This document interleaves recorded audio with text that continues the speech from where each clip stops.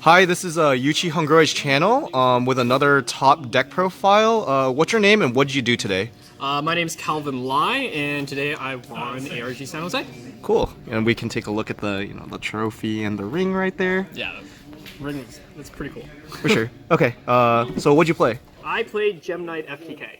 Gem Knight FTK. So I know after the pack came out, a lot of people were talking about it, but then pretty much after that, everyone was like Pendulum FTK is better, and it kind of makes sense because Pendulum FTK, even if you're not FTK, you can kind of play like the Pendulum deck, which is already considered like a top tier deck. So why did you decide to play the Gem Knight FTK instead? So there's two reasons here, right? For on the topic of like Pendulum FTK, sure, I mean you can play Pendulum Magicians, but honestly, the FTK side isn't as good as this deck because you can't play through hand traps. And honestly, if you are playing Magicians, right, the board isn't even that strong if you're going for the FTK and you mess up.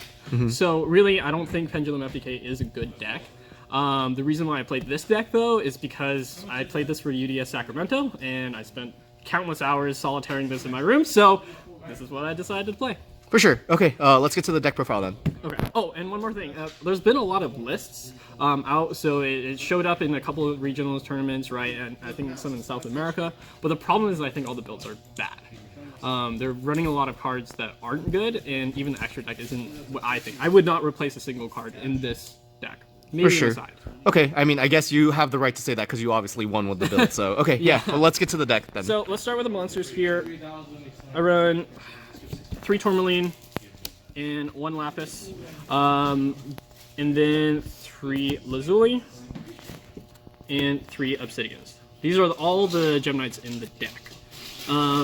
Some people are running 3 Lapis. I think it's bad. The reason why Tourmaline is so important is because it's a Thunder. And Thunder and having multiple types of the same attribute is extremely important in this deck. These two are just combo pieces. You kind of have to run 3. I've been debating on running the 3rd Obsidian, but honestly, it hasn't failed me yet. For sure. Cool. And then in terms of the rock monsters, you got 3 Gem Armadillo, 1 Crystal Rose, and 2 Block Dragon. Armadillo is the Stratus of the deck. This is also debatable on whether you run 3 or not, because your normal summon is so weak in this deck. But running 3 isn't too bad, and sometimes I'd side out the 3rd one. For sure. Why only 2 Block Dragon? I know a lot of the first list, people were maxing out it. They're like, if you don't get to Block Dragon, the deck isn't as good as, it can be. So the reason why I don't run 3 Block Dragons is because I don't want to see a hand of 2 Block Dragons. They are not very effective. It's really broken when you draw 1, but when you draw 2, that's 1 less combo piece in your hand, and you can't really make use of Block Dragon without the extra pieces. For sure. So 2 is really good, but you sort of run a 3rd because you run Foolish Burial in this. Okay, cool. And then Crystal Rose is a combo piece. It puts another monster on the board, helps you burn for more damage, recycles even more. Just a lot of things. Some builds run 2. I've been debating on it, but I think 1 is fine. Okay, for sure. And then for the rest of the monsters, you got triple Rescue Rabbit, and then the Plant Engine with triple Lone Fire, double Scorpio, and Darlington Cobra. Okay, so what do you think about the Plant Engine? I know some builds cut it because they're like, oh, it's a bit risky. It makes you more susceptible to like hand traps and stuff. So what do you think about it? Sure, Cobra is an awful card, and I hate drawing this card. I think everyone hates drawing this card. But the fact that the reason why this is so good in this deck is because it allows for too many 2-card FTKs. Meaning the other 3 cards in your hand you can play around hand traps or play around an established board. For sure. Right? And so the amount of percentage numbers that the plants give you far outweighs you bricking with Cobra. So it's just that good. For example, Lone Fire and Rescue Rabbit is a 2-card FTK. Rescue Rabbit's broken, it's one card core. For sure. So that's all the monsters. Okay, cool.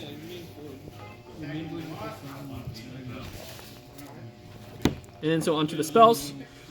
Most broken spell in the deck, Brilliant Fusion. Yeah. I think this is pretty self-explanatory. The nice part about this is that you never ever brick with Brilliant Fusion. For sure. I mean, your whole deck is Gem Knights, right? Yeah, you're not running 1 Garnet. You don't have to draw that 1 Garnet. Triple Gem Knight Fusion. Yep. The 3rd is debatable, but this card just allows you to play through so many more things. If you have a hand of Brilliant Fusion and Gem Knight Fusion, it's really, really hard to lose. Okay. And then I run double Unexpected Die and Reasoning. these two cards fulfill the same sort of niche. But for the reason why you want to run 2 of these, because seeing 2 unexpected dies in your hand sucks, because you can't play the second one. I guess the second one only comes up if somehow your board gets ogred or something, and then... Exactly. And right? so reasoning is really, really nice because it sort of fills that 3rd slot so that you get those numbers up. But reasoning is really nice because it can also mill Gemknight Fusion, or it can mill Block Dragon as well. Okay, cool. It's really, really powerful. Why not Absorb Fusion, which some builds were playing in the beginning? The problem is that when you run Absorbed Fusion, you're limiting your paths to the FTK.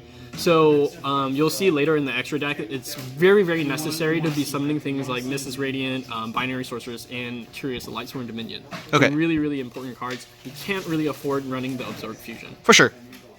So then for the 1-ofs here, I run Monster Reborn, Soul Charge, and Foolish Burial. All 3 really good cards. The Foolish Burial, some builds have cut, but like I said, it's a 3rd Block Dragon without having to be a 3rd Block Dragon. And it's very flexible too. For sure. You draw either of these 2. Yeah, I mean, you obviously just win, right? Yeah, you more than likely win. You play around every single kind of hand trap out there other than Droll. Okay. Actually, even if you draw Soul Charge, you can play out of Droll. For sure.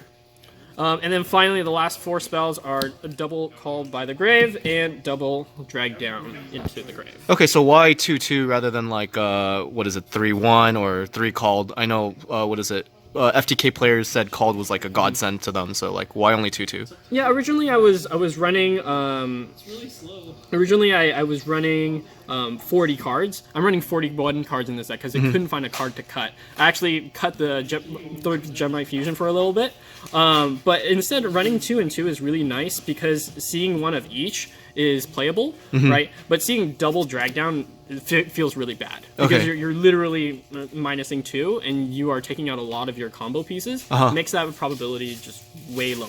If you're running 2 of each, you're likely to see 1, or you're likely to see at least 1, which is really important to play around Ash Blossom is the new one that you want to hit. For sure.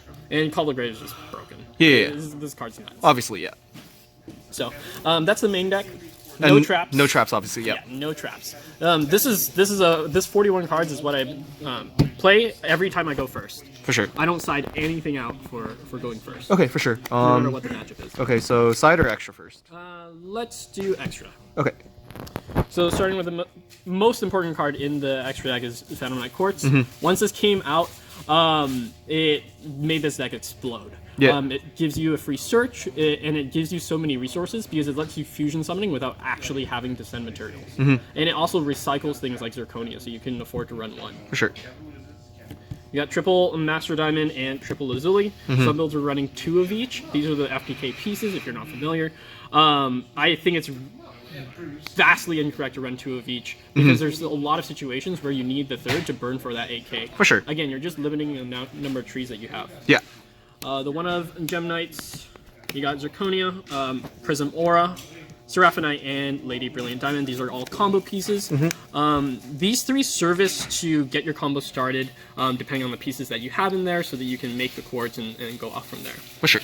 And then finally, for the rest of the Link Monsters, you got Binary Sorceress, Mrs. Radiant, and the second best monster in this extra deck, Curious. Yep. This card, people were not running it, and I have no idea why. This card's absolutely nuts. It's the Volval Chain. I can send Block Dragon off of it. I can sometimes I manage to mill a Lazuli off of the Curious mill effect, and it just won me the game right there. For sure. And so the reason why you run these 2 is because Block Dragon is sort of awkward sometimes if you don't have access to Zirconia. For sure. So this gives you easy ways to get rid of that Block Dragon, get that search off, and then finish off the FTK. Yeah. So you mentioned that Curious was Lavolval Chain. If Lavolval Chain came back, would you play it, or it doesn't? Yeah, I don't think it would be bad in this deck. I think it would be pretty good. I'll be honest with you, though. I don't know what to cut from this deck for that. Yeah, because I really like these 15 cards and the way it's functioning. So. Yep, cool. Okay, and then I guess side deck? And so side deck was only relevant when I was going second. I think there were some games where I sided in 12 cards. And so it starts out with triple Twin Twister and a Cosmic Cyclone. A lot of people like to side in Anti-Spell Fragrance. I hate that card, so getting rid of those cards is really, really good. For sure. The only reason why you run 1 Cosmic Cyclone here is because Imperial Iron Wall is a card, and getting chained to it really, really sucks. Then why not MST instead of Cosmic? It's good enough in other matchups, like say for example Pendulum Magician, or if sometimes it's relevant in True Draco, for example.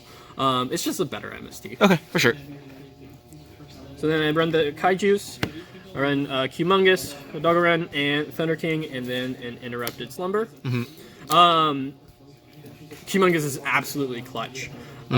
Because it's an Earth, I can banish it for Block Dragon, but there was also a game where I had to make a field of Mrs. Radiant and a Block Dragon, and I floated the Mrs. Radiant into a Humongous that was in my grave, used it again, and hit his invoked Makaba.